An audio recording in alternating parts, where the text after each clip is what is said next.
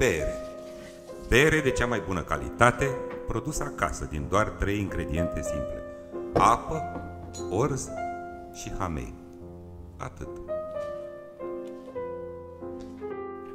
Pentru a transforma orzul în malț avem nevoie, bineînțeles, de orz. Am cumpărat din piață 4 kg de orzoaică, exact 6 ron. Avem nevoie și de apă. Noi am folosit apă dintr-un puț de mare adâncime, dar puteți folosi și de la robinet sau apă plată. Luăm o găleată pe care o curățăm cât putem de bine, punem în ea orzul, în ploaie sau nu, cum vă place, și adăugăm apă, cât să acopere bine orzul. Lăsăm orzul să se hidrateze și să se bucure de apa pură 2 ore. Semințele care s-au ridicat la suprafață nu vor germina. Le adunăm cu o sită și le punem deoparte. Sunt bune pentru compost.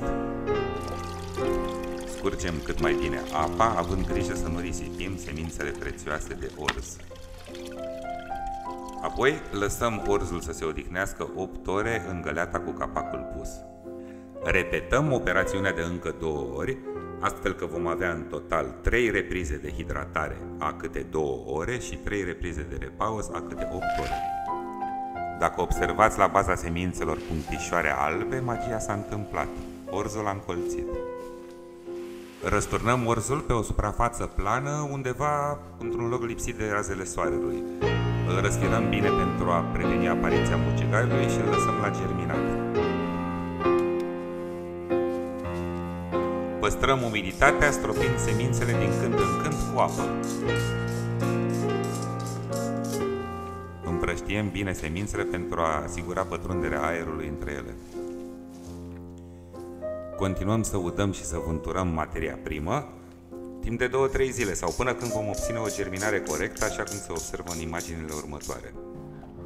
Despicăm câteva semințe. Pentru un randament superior ar trebui ca 90% din semințe să fie deja germinate.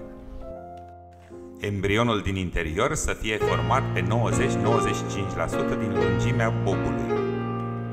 Rădăcina ar trebui să fie de 2 ori mai lungă decât sămânța. Este momentul să întindem orzul la uscat. Câteva zile pline de soare sunt tocmai bune pentru a desăvârși operațiunea. Iarna putem usca orzul la cuptor. Protejăm semințele de acțiunea păsărilor sau a vântului puternic cu un material subțire.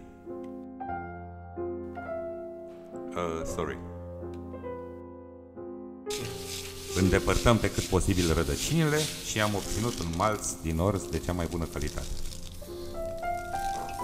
Din cantitatea inițială de 4 kg, după uscare au rămas 3,4 kg de malț din orz.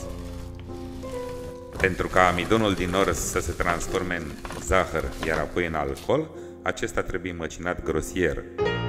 Am folosit o mașină de tocat cu sită mare. Pentru prima tranșă de bere, cea blondă, am încălzit 9 litri de apă la 75 de grade.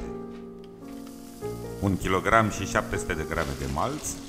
Turnăm apa peste malț, urmărind ca temperatura finală a borcotului să aibă în jur de 65-70 de grade. Față mulțumită de lor. Învelim recipientul pentru a nu se pierde căldura și îl lăsăm la odihnit 60 de minute. Amidonul se va transforma în zahăr, hrană pentru drojdiile pe care le vom adăuga ulterior. Pentru o eficiență superioară ar trebui în această oră să nu pierdem mai mult de 2-3 grade. Deja a început să semene a bere. Nu o gustați că nu e bună. Filtrăm borhotul cât putem de bine și turnăm berea într-un recipient pentru fierberea ulterioară.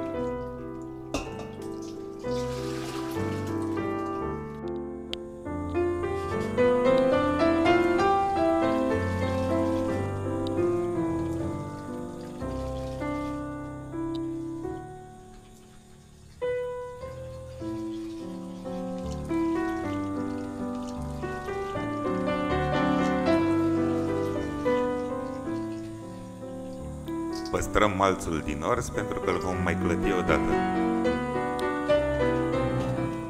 Încingem 3,5 litri de apă la 80 de grade și o turnăm peste malț pentru a extrage toate zaharurile rămase.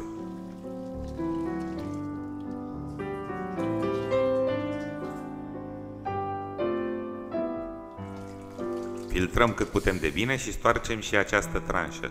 Atenție că frige. Borhotul de malț îl vom arunca la compost.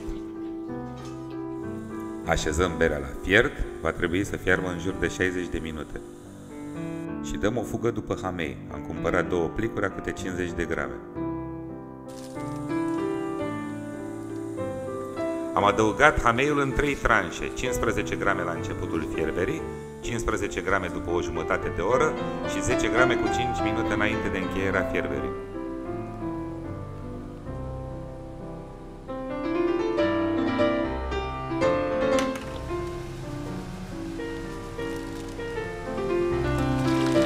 După cele 60 de minute de fierbere, vom răci berea cât mai rapid.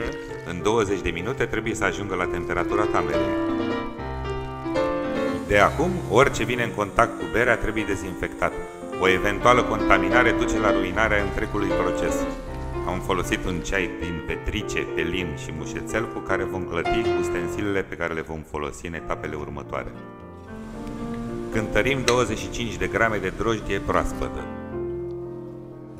O amestecăm cu puțin din berea răcită și o turnăm în recipientul de fermentare.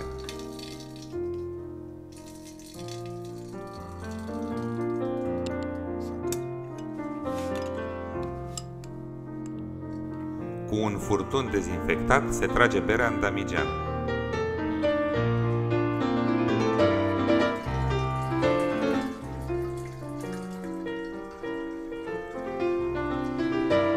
Evităm trecerea resturilor de malț în recipientul de fermentare. În final, cu cea mai mare seriozitate, agităm bine damigeana pentru o bună oxigenare a lichidului. Să trecem la fabricarea unei beri dark, de culoare închisă. Respectând aceiași pași și aceeași rețetă, doar adăugăm jumătate de kilogram de orz caramelizat la cuptor cu zahăr brun.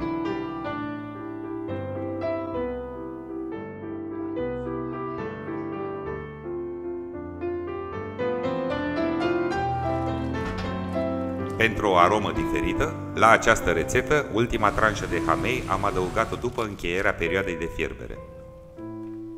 Pentru a evita intrarea aerului în damigeană, folosim un dop cu supapă. Lăsăm berea la fermentat timp de 7 zile într-un loc lipsit de razele soarelui și la o temperatură de 20-25 de grade. Fermentarea începe imediat, durează câteva zile și se încheie când bulele de aer nu se mai ridică la suprafață. După cele 7 zile necesare fermentării, ne pregătim pentru îmbuteliere. Facem un sirop din 100 de grame de zahăr și 200 de ml de apă și turnăm câte 9 ml de sirop în fiecare sticlă. Echivalentul a 3 grame de zahăr în fiecare sticlă vor asigura fermentarea pe perioada maturării și producerea unui dioxid de carbon de calitate. Cu mare grijă extragem berea din damigenele unde a avut loc fermentarea.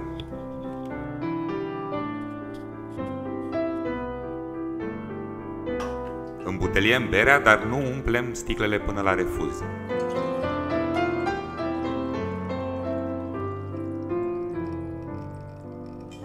Sigilăm sticlele, le depozităm undeva la întuneric și le lăsăm cel puțin 7 zile pentru a se matura în liniște.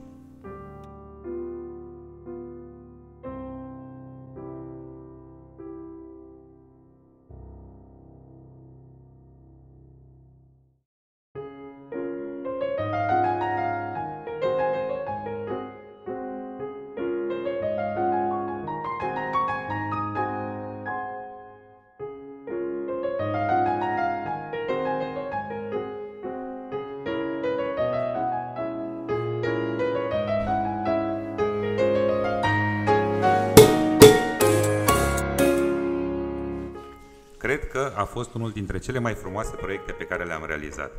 Din rețeta prezentată au rezultat 6,3 litri de bere blondă și 6 litri de bere brună. Ambele la o alcoolemie de 10 grade. Greu de descris în cuvinte. Berea are un gust fresh, puternic amărui, o spumă consistentă și după 2 sticle te uiți cruciși. Te îmbeți garantat!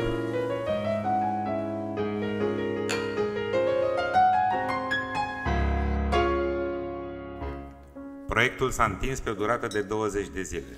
Am avut 3 zile încolțirea, 3 zile germinarea, 7 zile fermentarea și 7 zile maturarea. S-au băut mult mai repede.